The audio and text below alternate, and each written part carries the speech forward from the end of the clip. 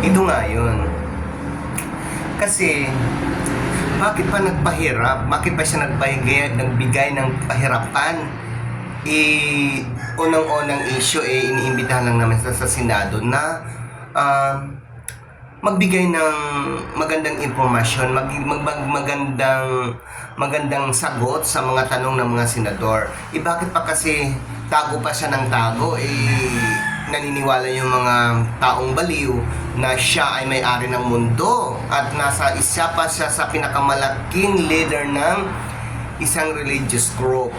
So, bakit pa kasi pinahirapan pa yung gobyerno para siya hanapin at huliin, para mabigyan ng hustisya kung ano man ang mga nag-iintriga, kung ano man ang mga ayaw sa kanya, kung ano man mga kaso na isinampa sa kanya, kung totoo man yun, dapat humarap. Yung iba naman dyan, nagbabaliw-baliwan na dapat hindi kinukonsente. Irini-release, binibigyan ng advice si Kibuloy na sumurinder na sa government para mapaliwanagan ang buong mundo sa religious group nila at saka hindi man member ng religious group, na para mapatunayan na wala siyang ginawang kasalanan at wala siyang minulisya kahit anuman sa buong mundo. Dapat ganun. Pero so ngayon, maraming kukontra naman dyan. Ang nagbabaliw-baliwan na hindi naman mga baliw, nakakaintindi naman ng tama. Sisisihin pa yung gobyerno na hinuli si Kibuloy. Dapat nga lang kasi isa sa Philippine citizen. At maraming mga issues against him na namulis siya daw, na kung ano-ano na lang. Basta, ang importante doon, managot siya sa mga paratang sa kanya. Yun lang naman yun. Bakit pa pinapahirapan yung mga pulisya, yung mga Philippine Army, yung government as well, na sinisisi pa yung ating mahal na Pangulo ng mga baliw talaga na mga nakaraan administrasyon na kinukup-kup nila? Porque nandun sa lugar nila, dapat hindi yun. Dapat kung nakikisama, kung Philippine citizen kayo talaga, makikisama kayo sa gobyerno kung sino man ang nakaupo. Para yan sa mga tao, hindi para sa presidente. Kaso nga lang, itong mga politician na nandoon sa lugar na yon, gaganda-gandahan na ang mga bad records naman. Oo, ang naniwala lang naman doon ang mga tanga. Yun lang naman yun. Dapat nga lang naman huliyan. Pero ang tanong ko doon, bakit pa kasi nagbigay siya ng pahirapan sa gobyerno at saka sa mga military na hulihin siya? Anong gusto niya? Kilala naman siya ng group leader buong mundo nakakaalam sa kanya. Ang gusto niya siguro na lahat hanggang Mars na malaman na siya talaga ang number 1 na tao na iniimportante at iniispesyal at kung ano-ano man para lang siya hulihan. Umabot pa sa punto ng ganun. Hindi naman talaga ganyan. Hindi ganyan talaga yan. Hindi ganyan. Kung ikaw man ay group leaders ng religious group, dapat kung nasa iyo ang, sabi mo, ikaw ang may-ari ng buong mundo, hindi dapat noong ka pa sumurinder para pinaliwanag sa buong mundo rin na wala kang ginawang masama. Yun lang naman yun. So ito yun. So marami pong salamat kay DSWB Nor Avalos na siya talaga ang nakikita, is content dito sa news. Dapat nga lang yan. So marami pong salamat. Nagpapasalamat ako. Hindi naman ako natutuwa.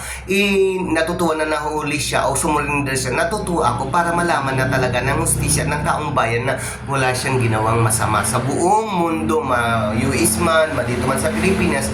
Dahil oras na niya managot kung ano man ang mga paratang sa kanya. Yun lang naman, napakasimple marami pong salamat, Pastor Kibuloy, na isinurinder mo na yung sarili mo. Hindi ka nagpahirap, tago ka ng tago, nagkaroon ka tuloy ng nervyos, nagkaroon ka tuloy ng high blood pressure. Dapat noong ka pa na inaanuhan ka pa ni Riza Ontiveros, yung senadora natin, na managot ka at sagutin mo kung anong mga paratang ng taong bayan, mababae man, malalaki, na para malaman nila talaga na napakabait mo, isa kang Ginoo, isa kang tagapagtanggol ng mga ng mga manananggal, joke. Yun dapat noon pa, hindi na umabot sa punto ngayon may sakit ka na kasi tago ka ng tago. Siyempre, magkakaroon ka ng nervyos, di ba, no? Magkakaroon ka ng high blood pressure always, anytime, kasi magtatago ka, siyempre kinakabahan ka, so yung blood mo is tumataas. Dapat hindi umabot ng punto ganun, pastor. Dapat noon pa na gusto ng mga senador na umapila ka doon sa mga kaso na isinampa sa'yo ng mga other citizens natin. Yun nung dapat. Hindi, para hindi naging problema ang katawan mo at mga pag-iisip mo. So ngayon, kawawa ka naman, pastor, pumayat ka nga. Alam mo, saludo naman ako sa'yo. Hindi man tayo nagkaparehas ng religion, at least, saludo din ako sa iyo sa mga ginawa mo nung mga nakaraan. Pero hindi ko alam kung ano yun, kung ano mga ginawa mo sa mga kababaihan. Pero, anyway, anyhow, kalimutan na natin, nandiyan ka na, nakahawak ka na ng gobyerno na para maipaliwanag mo sa kanila. Kasi kailangan talaga may justisya. Kasi hindi naman natin baliwalain na lang yung mga nangyayari na mga ginawa mo mga nakaraang panahon na siyempre mga babae yun nagsusumbong din yan na ginawa mo. Pero kung totoo man yun, sabutin mo ng tama. So yun lang po, marami pong salamat sa lahat ng mga militar, mga policeman na nag-aalaga sa iyo. So marami pong salamat sa gobyerno natin ng ating hindi involved ang presidente natin kasi may pulisya yan. Sumusunod lang ng tama ang ating national police. At ang ating mahal na presidente, ginagawa niya lang ang tama. Yun lang yun.